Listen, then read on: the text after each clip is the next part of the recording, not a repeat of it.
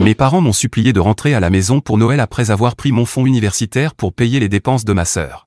Alors j'ai pris ma revanche, et maintenant, ce sont eux qui supplient. Salut tout le monde.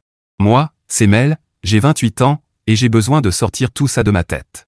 C'est une longue histoire, mais il faut que je l'écrive quelque part.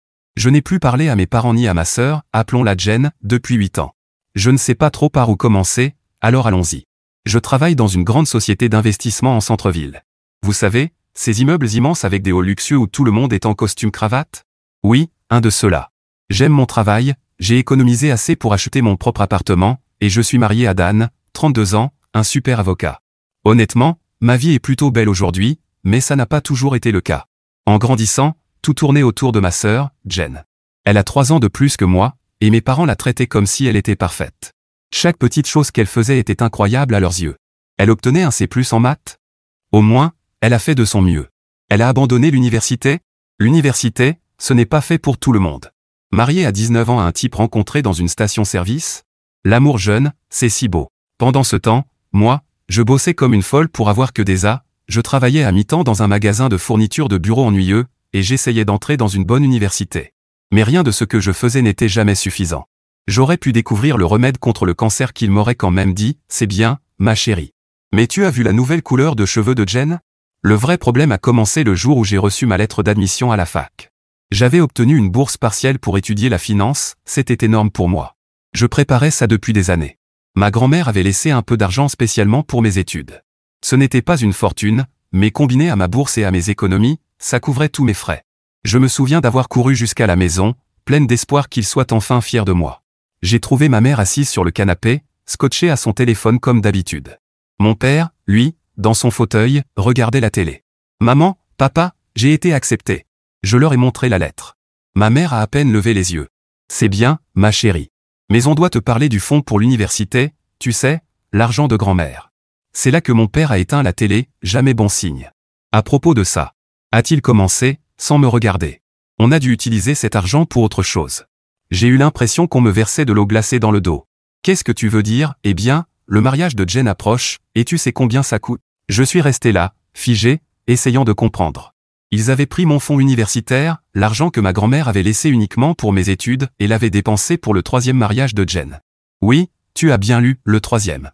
Elle avait déjà eu 2 divorces avant ses 23 ans. J'ai explosé. J'ai crié sur l'injustice de tout ça, sur la façon dont il choisissait toujours Jen. Ma mère s'est mise sur la défensive, disant que j'étais égoïste et que je devais être heureuse pour ma sœur.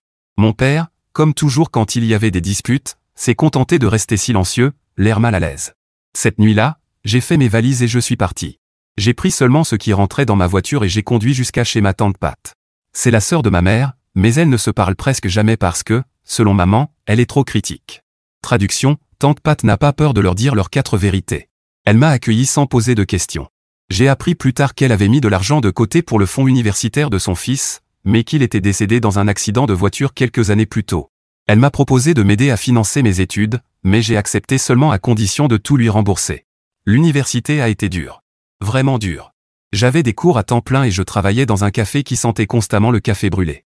Je devais maintenir une moyenne élevée pour garder ma bourse, alors je vivais pratiquement à la bibliothèque. Mais tu sais quoi?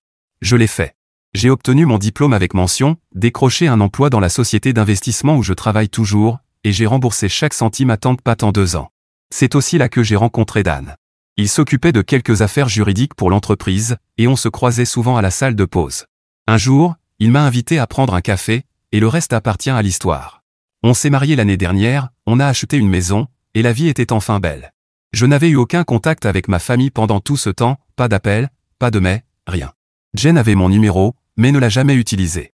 Mes parents ont envoyé une carte quand j'ai été diplômé, probablement parce que tante Pat leur avait dit, mais c'est tout. Voilà donc le contexte. Il fallait que je raconte tout ça pour que ce qui vient ensuite ait du sens. Tout a commencé à Noël dernier. J'aurais dû le voir venir, parce que tante Pat agissait bizarrement depuis quelques jours. Elle commençait une phrase au téléphone, puis s'arrêtait soudainement.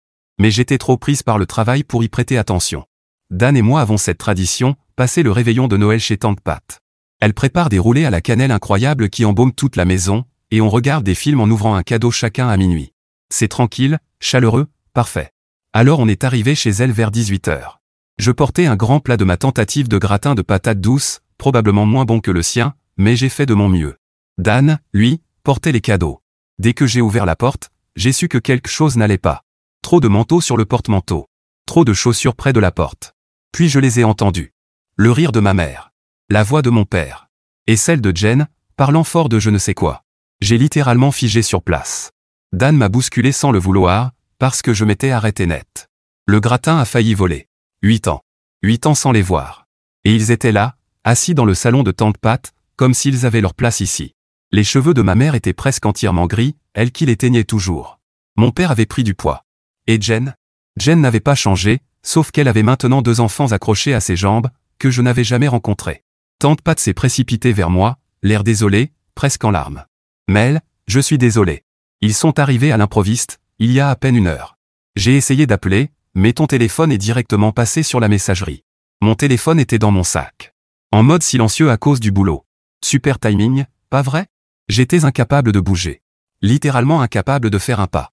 Dan a posé sa main dans mon dos et a murmuré « On peut partir si tu veux ».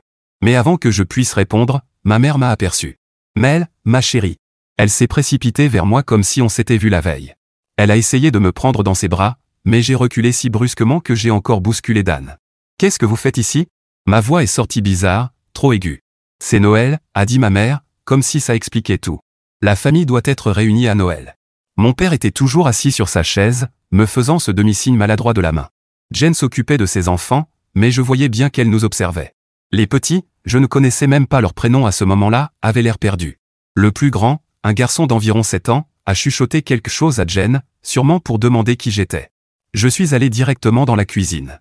Je devais poser le plat de gratin avant de le laisser tomber. Et j'avais besoin de respirer. La cuisine, ça avait toujours été mon refuge chez Tante Pat. J'y avais passé des heures à faire mes devoirs ou à l'aider à pâtisser. Dan m'a suivi, comme toujours. Il a ce don, il sait quand j'ai besoin de soutien. Ça va? J'ai secoué la tête, incapable de parler. Tante Pat est entrée, l'air désolé. Ils sont arrivés en disant qu'ils voulaient arranger les choses.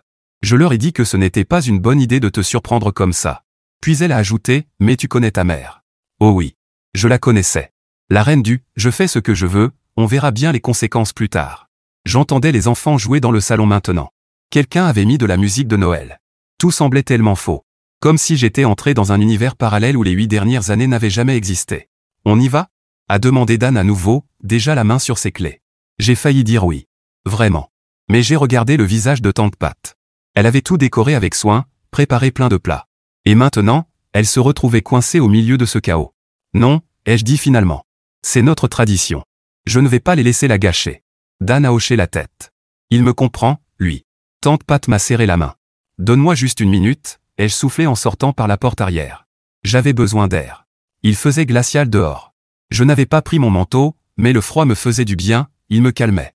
À travers la fenêtre de la cuisine, je voyais tout le monde bouger à l'intérieur, comme une famille normale un soir de Noël. C'est là que ma mère est sortie.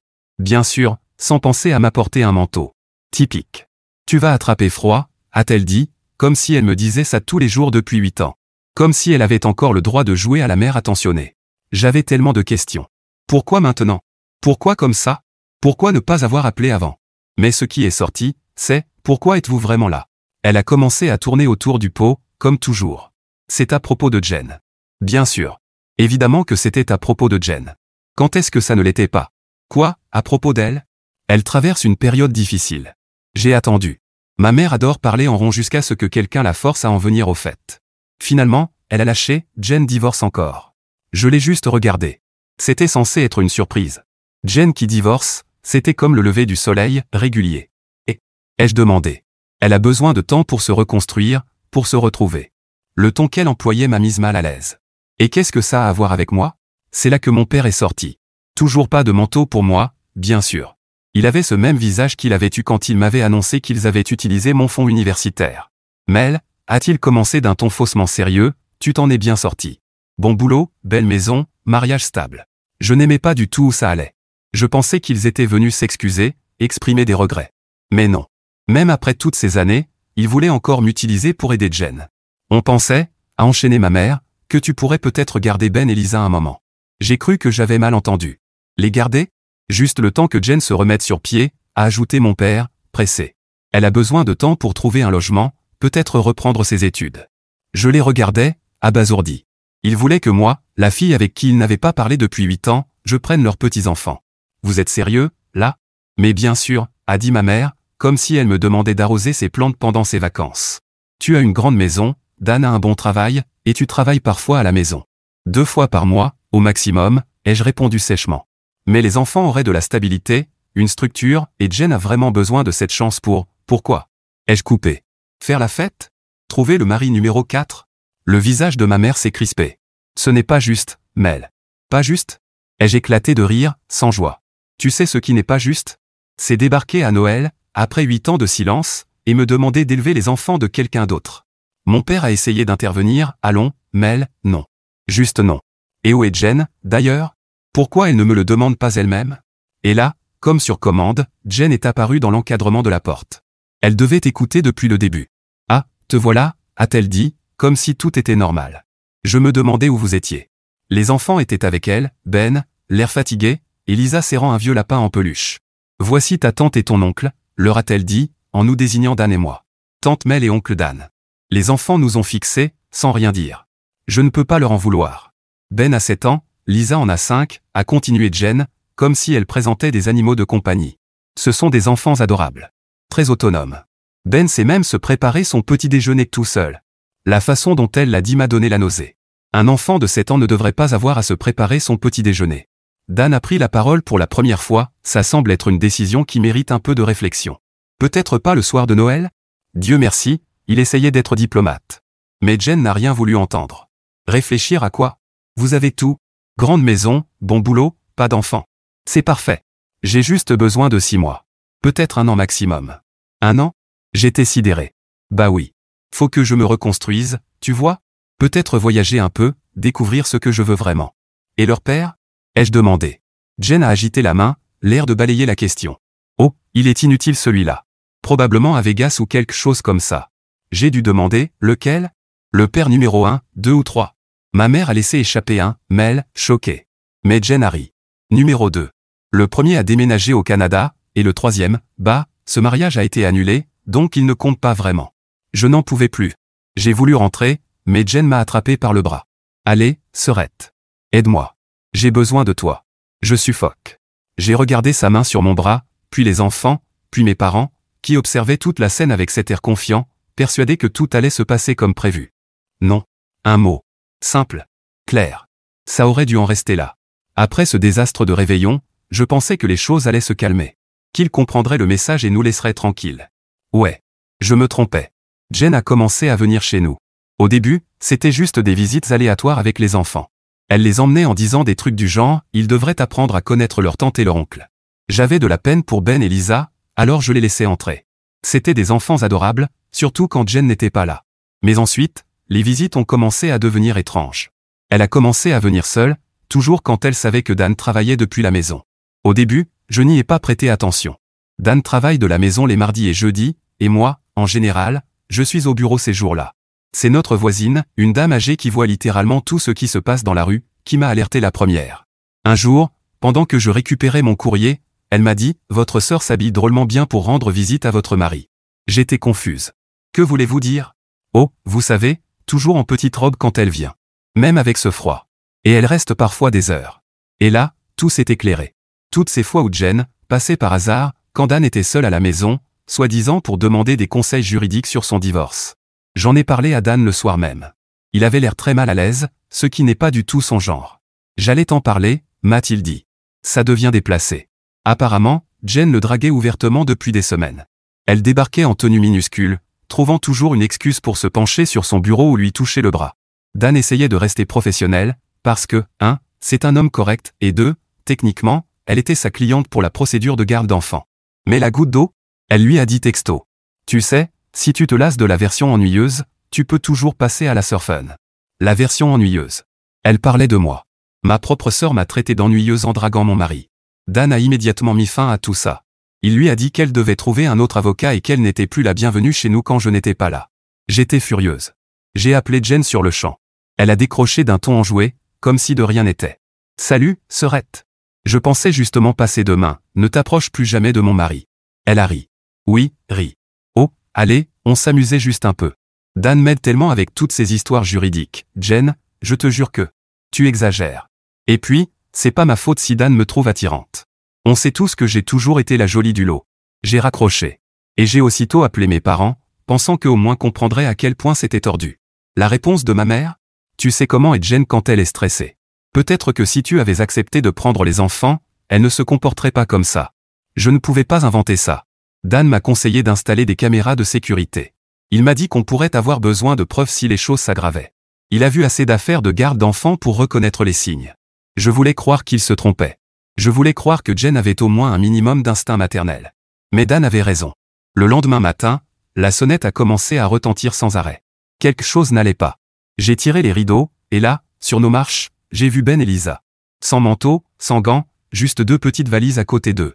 Lisa serrait contre elle son vieux lapin en peluche comme si c'était tout ce qui lui restait. J'ai couru jusqu'à la porte, Dan juste derrière moi. Le froid glacial m'a frappé en pleine figure dès que je l'ai ouverte, mais je m'en fichais. Ben s'est levé, les bras serrés contre lui. Tante Mel? Sa voix était si faible, si résignée, comme s'il savait déjà qu'il ne fallait pas attendre grand-chose des adultes. Dan a aussitôt pris Lisa dans ses bras, lui frottant les mains pour les réchauffer. J'ai pris la valise de Ben. Elle était trop légère. Plus tard, en l'ouvrant, je découvrirais juste quelques t-shirts, un peu de linge, rien d'autre. Puis j'ai vu le mot froissé dans le petit poing de Ben. Il a hésité avant de me le tendre, comme s'il s'attendait déjà à être déçu. Je l'ai déplié, les mains tremblantes. Ce sont tes problèmes maintenant. J'ai besoin de vivre ma vie, Jen. J'ai senti le sol se dérober sous mes pieds. Pendant une seconde, j'ai été incapable de respirer, de penser, de comprendre une telle cruauté. Elle les avait abandonnés. Vraiment laissés là. Comme s'il n'était qu'un fardeau gênant dont elle pouvait se débarrasser. J'ai serré la lettre si fort qu'elle a failli se déchirer. Je tremblais de rage, d'incrédulité, d'un sentiment brut que je ne pouvais même pas nommer. Dan, la mâchoire serrée, a dit d'une voix glaciale, fais les entrées. Maintenant. J'ai soulevé Ben, même s'il était déjà trop grand, et j'ai claqué la porte derrière nous. Jen était partie. Et elle ne reviendrait pas. Après ça, Dan est passé en mode avocat. Il est d'ordinaire très calme, mais là, je ne l'avais jamais vu aussi furieux. Il a installé les enfants pendant que je récupérais leurs valises. Elles étaient à peine remplies, juste quelques vêtements jetés à la va-vite. Heureusement, le lapin de Lisa était là, elle ne peut pas dormir sans. On a tout documenté, la note, les valises, les photos. Heureusement qu'on avait nos caméras de sécurité. Elles ont filmé Jen en train de déposer les enfants à 4h30 du matin avant de repartir dans sa vieille Honda. Pendant que je préparais le petit déjeuner, ils étaient affamés, n'avaient rien mangé depuis la veille au soir, Dan faisait des appels. Beaucoup d'appels. Il a d'abord contacté les services sociaux, puis la police pour déposer un rapport, puis son associé, spécialiste du droit de la famille. Mes parents sont arrivés vers midi. Apparemment, Jen leur avait juste envoyé un message. Les enfants sont chez Mel maintenant. Tout va bien. Comme si c'était normal de larguer ses enfants sur le pas d'une porte et de disparaître. Ma mère a commencé avec ses excuses habituelles, Jen est juste dépassée. Elle a besoin de temps. Elle reviendra quand elle sera prête. Dan l'a coupé net, ce n'est plus à propos de Jen. C'est un abandon d'enfant. C'est un crime. Mon père a essayé de discuter, mais ce sont de la famille. On peut régler ça entre nous, non, a dit Dan. On fait tout dans les règles. Ces enfants méritent mieux que d'être des pions dans les jeux de Jen. Ma mère s'est mise à pleurer. Mais si vous la dénoncez, elle aura des ennuis, oui, ai-je répondu. C'est un peu le but. Les enfants regardaient la télé dans la pièce à côté, mais je savais qu'ils entendaient tout. Ben nous jetait de temps en temps des regards inquiets. Il est bien trop habitué aux problèmes d'adultes pour un enfant de 7 ans. Les services sociaux sont arrivés vers 14h. Ils nous ont interviewés, pris des photos, vérifié la maison. L'assistante sociale était gentille. Elle a parlé seule avec Ben et Lisa. Quand elle est ressortie, elle avait l'air très préoccupée. Apparemment, ce n'était pas la première fois que Jen faisait ça. Elle les avait déjà laissés chez des amis au hasard, parfois pendant plusieurs jours. Ben s'occupait de Lisa depuis ses 6 ans. 6 ans. Il lui préparait le petit déjeuner, l'habillait, veillait à ce qu'elle se brosse les dents. Aucun enfant ne devrait avoir à jouer les parents. On a essayé de retrouver Jen, appelé tout le monde. Finalement, une de ses amies a craqué, Jen avait acheté un billet d'avion pour Las Vegas. Elle partait s'installer chez un type rencontré en jouant en ligne. Et elle n'avait même pas dit au revoir à ses enfants. Dan a déposé une demande de garde temporaire d'urgence. C'est le moyen le plus rapide pour assurer la protection légale des enfants pendant la procédure. Les services sociaux sont d'accord. Ils ne veulent pas les placer tant qu'ils ont une famille stable prête à s'en occuper. Mes parents n'arrêtent pas d'appeler, nous suppliant de ne pas ruiner la vie de Jen. Ils ne comprennent pas Jen a ruiné sa propre vie. Nous, on s'assure juste qu'elle ne détruise pas celle de ses enfants aussi. Pour l'instant, on attend la date de l'audience. Les enfants restent avec nous jusqu'à là. Dan a transformé son bureau en chambre temporaire. Il est incroyable avec eux, il a aidé Ben avec ses devoirs de maths, et lu 3 histoires à Lisa jusqu'à ce qu'elle s'endorme. J'ai peur, je ne vais pas mentir. Nous n'avions jamais prévu de devenir parents de cette façon. Mais en regardant ces enfants dormir sur notre canapé, je me demande comment quelqu'un peut les avoir abandonnés comme ça. L'assistante sociale revient demain. Je vous tiendrai au courant. Mise à jour 1. Petite mise à jour sur la situation avec Jen. Elle est toujours à Las Vegas, publiant des photos d'elle à la piscine et dans des casinos, comme si elle n'avait pas abandonné ses enfants. Pendant ce temps, les choses se compliquent avec mes parents. Les services sociaux ont organisé une réunion de famille hier. On était tous assis autour d'une grande table dans le bureau de Dan. Heureusement, les enfants étaient chez Tante Pat, parce que ce qui s'est passé a été dur. L'assistante sociale a commencé à expliquer comment fonctionne le système, à parler de tutelle temporaire, etc. Mes parents hochaient la tête comme s'ils comprenaient, jusqu'au moment où elle a abordé la question des poursuites pénales possibles contre Jen. Là, ma mère a explosé. Elle s'est mise à pleurer en disant que tout le monde fait des erreurs, que Jen reste leur fille. Puis l'assistante sociale a lâché la bombe. Vu les circonstances, nous devons discuter d'une solution d'accueil permanente. Monsieur et madame au nom de mes parents, en tant que grands-parents maternels, vous seriez prioritaire avant d'envisager un placement en famille d'accueil. Vous auriez dû voir leur tête. Mon père s'est mis à bégayer, « Oh non, ce n'est pas possible. Nous sommes trop âgés. Nous n'avons pas la place. » Ma mère a aussitôt ajouté, « Et puis, Mel et Dan ont une grande maison. Ils sont jeunes. Ils ont de l'argent. » C'était comme revivre le passé. Les mêmes excuses. La même lâcheté. Exactement comme le jour où ils m'ont dit qu'ils avaient dépensé mon fonds universitaire pour le mariage de Jen. Mais Dan, Dieu merci, ne s'est pas laissé faire. En réalité, a-t-il dit en sortant des papiers, votre maison a 4 chambres. Vous avez récemment contracté un prêt hypothécaire pour rénover votre cuisine, donc l'argent n'est pas le problème. Et selon la loi, les grands-parents doivent être considérés en priorité pour la garde. Mon père est devenu tout rouge. Maintenant écoutez-moi, jeune homme. Non, c'est vous qui allez écouter, a coupé Dan. Il ne hausse jamais la voix, mais quand il prend son ton d'avocat, tout le monde se tait. Votre fille a abandonné ses enfants et nous les a jetés dans les bras. Elle dépense son argent à Las Vegas pendant que son fils de 7 ans s'occupe de sa sœur de 5 ans. Il ne s'agit pas de ce qui vous arrange, mais de ce qui est bon pour ses enfants. Même elle a tenté ma mère. Arrête, ai-je dit. Toutes les vieilles blessures du fonds universitaire sont revenues d'un coup. Arrête de me demander de réparer les erreurs de Jen. Tu as passé ta vie à le faire. À couvrir ses bêtises, à lui trouver des excuses, à me faire porter ses responsabilités. C'est fini. L'assistante sociale a alors pris la parole. Si vous refusez la garde, nous devrons le noter dans le dossier. Ce sera ajouté au rapport de la Cour, et si aucun membre de la famille n'accepte, les enfants seront placés dans le système de protection de l'enfance. Et là, mes parents ont enfin réagi. Ils tiennent énormément à leur image. C'est pour ça qu'ils ont dépensé autant pour le mariage de Jen, pour sauver les apparences. Notez, a répété ma mère, horrifiée. Vous voulez dire que ce serait écrit quelque part? Oui, a répondu calmement l'assistante sociale. Ce sera indiqué officiellement que vous avez refusé la garde de vos petits-enfants. Ce n'est pas public, mais cela fera partie du dossier légal. Le visage de ma mère a blêmi. Donc, les gens pourraient l'apprendre, si l'affaire est évoquée en justice ou dans une enquête officielle, oui. Et si un membre de la famille décide de le dire, rien ne l'en empêche. Ma mère ouvrait et fermait la bouche comme un poisson hors de l'eau.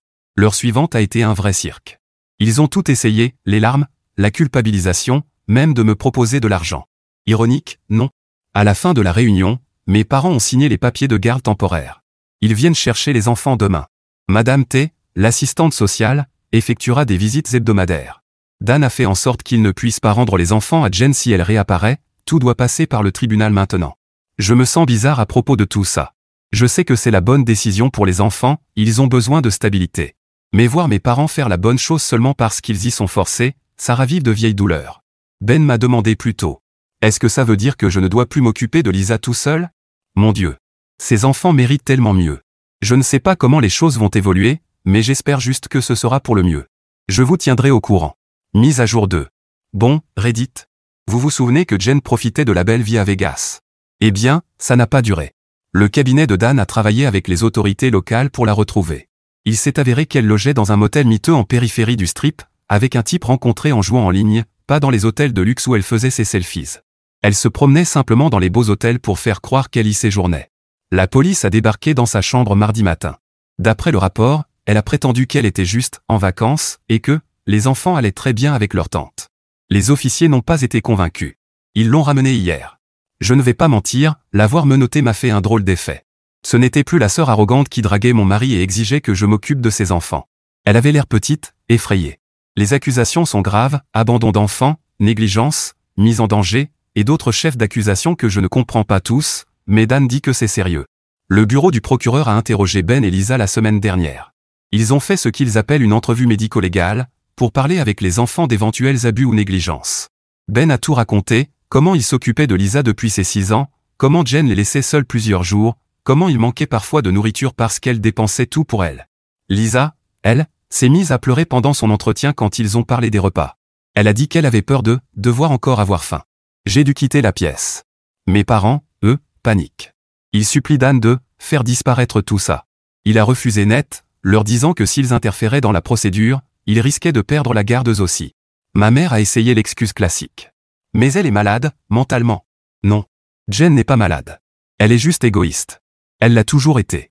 Ils font quand même une évaluation psychiatrique, mais c'est une procédure standard. Quant au type de Vegas, il n'avait aucune idée que Jen avait des enfants. Elle lui avait raconté qu'elle était une riche célibataire en quête d'aventure.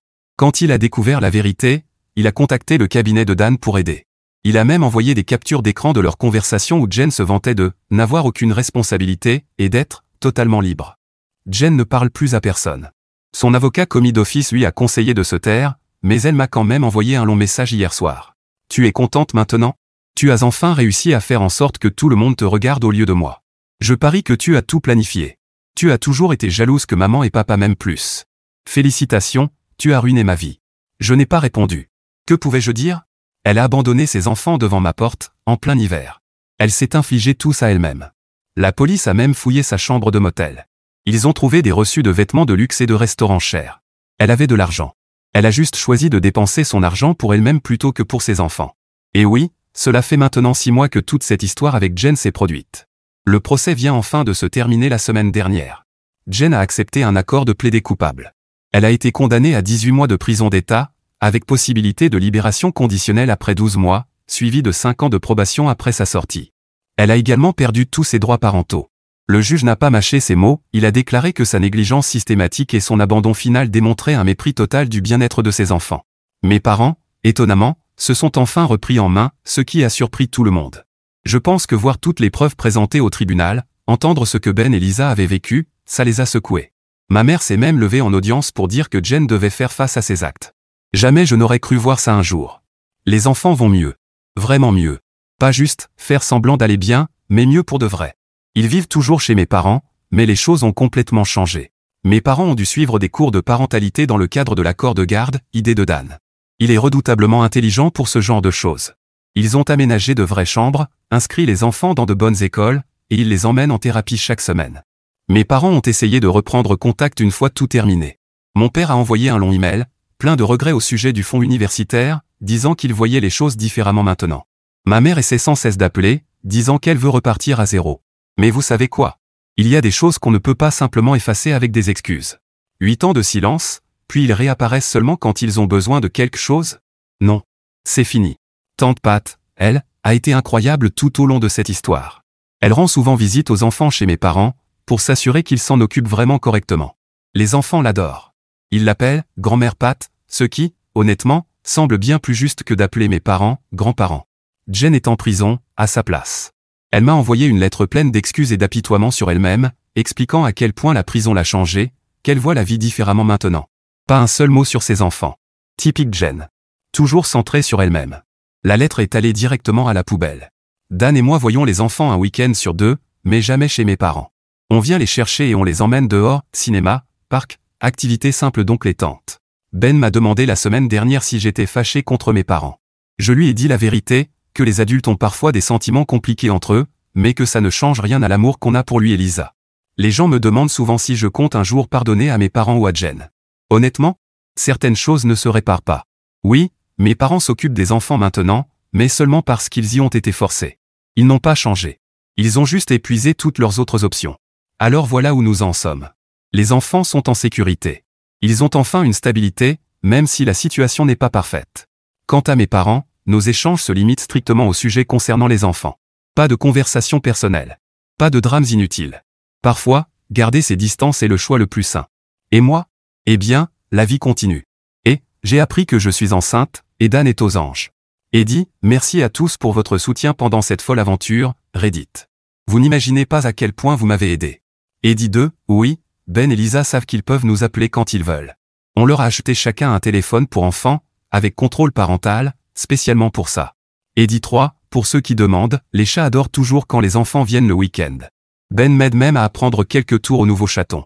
Dernier Eddie, ce compte va probablement devenir inactif après ce post. Dan dit que c'est plus sûr de ne pas laisser trop de détails en ligne une fois que tout est finalisé. Sachez juste qu'on va tous bien.